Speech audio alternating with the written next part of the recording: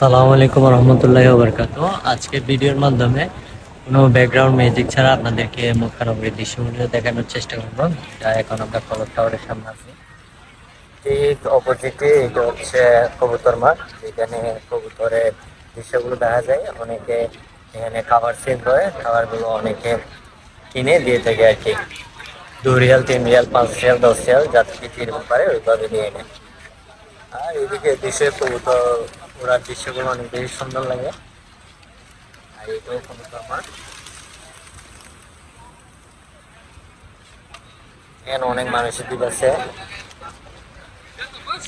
আবার অনেকে চায় কিছু সিম নেওয়ার জন্য। বেসিক্যালি সিমগুলো এখানে পাওয়া যায়। এখানে দুইটা সিমের সেল হচ্ছে, একটা হচ্ছে এসটিসি আর একটা হচ্ছে জেন।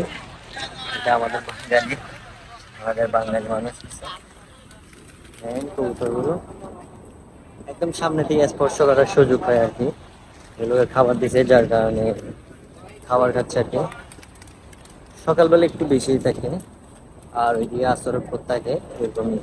মানুষ যখন যে টাইমে আসে ওই টাইমে খাবার দেয়, আর ওনারা খাবার সেল করে। এদিকেও সেল করতেছে